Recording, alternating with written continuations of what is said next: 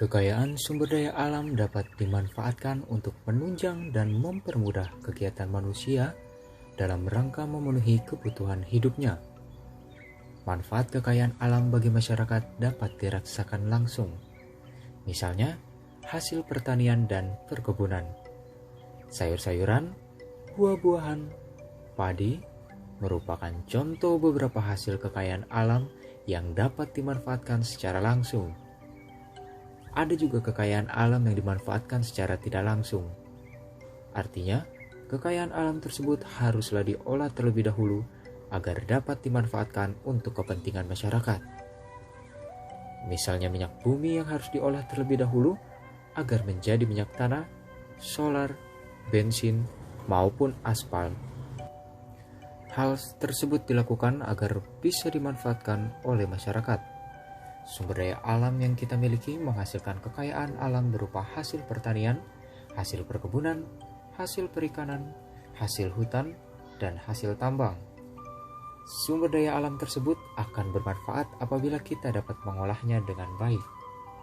Setiap kekayaan alam yang kita miliki mempunyai manfaat dan kegunaannya masing-masing.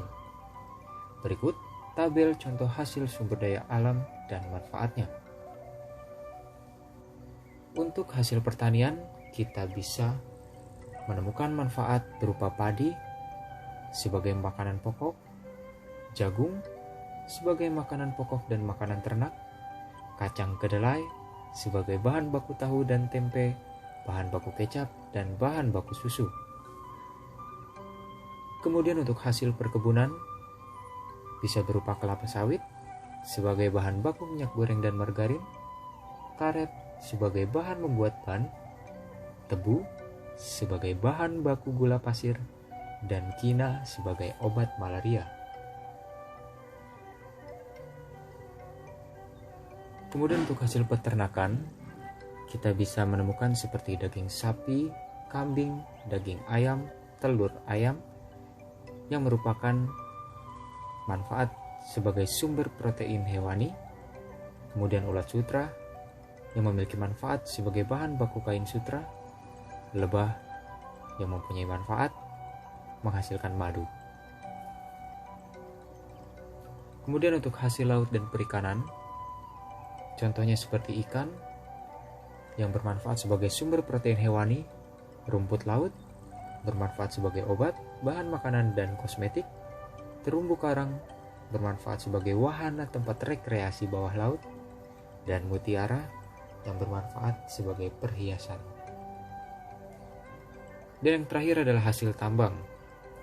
Contohnya seperti minyak bumi yang bisa dimanfaatkan sebagai bahan bakar kendaraan dan kompor, gas alam yang bermanfaat sebagai bahan bakar kompor gas, belerang sebagai campuran obat, grafit sebagai bahan baku pensil, dan marmer sebagai bahan bangunan.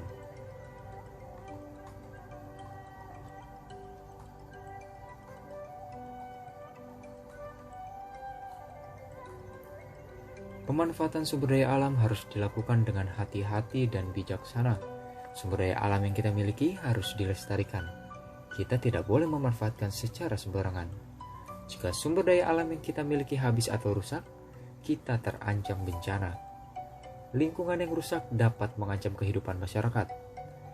Misalnya jika laut tercemar, maka ikan juga akan tercemar dan orang yang memakannya juga akan sakit. Menjaga kelestarian alam merupakan kewajiban kita, baik sebagai individu maupun masyarakat.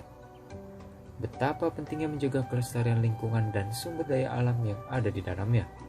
Sudah sepatutnya dalam bentuk kerjasama antar anggota masyarakat maupun dengan pemerintah diwujudkan. Bentuk-bentuk kerjasama yang dapat dilakukan antara lain sebagai berikut. Yang pertama, kerjasama warga masyarakat dalam menjaga kelestarian lingkungan. Anggota masyarakat merupakan unsur yang menikmati sumber daya alam sekaligus unsur yang merasakan langsung dampak jika terjadi kerusakan lingkungan. Oleh karena itu, setiap anggota masyarakat berkewajiban bahu-membahu dan bekerja sama dalam menjaga kelestarian lingkungan. Berikut upaya-upaya yang dapat dilakukan secara bekerja sama dalam menjaga kelestarian lingkungan dan sumber daya alam di dalamnya. Yang pertama, melaksanakan kerja bakti kebersihan secara rutin, kemudian saling mengingatkan jika ada yang merusak lingkungan, melakukan kegiatan reboisasi di lingkungan sekitar tempat tinggal, dan mengelola sampah dengan baik. Bentuk kerjasama yang kedua adalah kerjasama warga masyarakat dengan pemerintah dalam menjaga kelestarian lingkungan. Kerjasama antar masyarakat dengan pemerintah dapat dilaksanakan dengan penetapan dan pelaksanaan peraturan dan program-program lingkungan hidup, seperti memberi sanksi sepadan kepada perusak lingkungan, memberikan hadiah dan penghargaan kepada pribadi ataupun kota yang menjaga kelestarian lingkungan seperti Adipura dan Kalpataru. Lalu membentuk LMDH atau Lembaga Masyarakat Desa Hutan untuk mengontrol secara swadaya kelestarian hutan dan menyediakan tempat pembuangan sampah.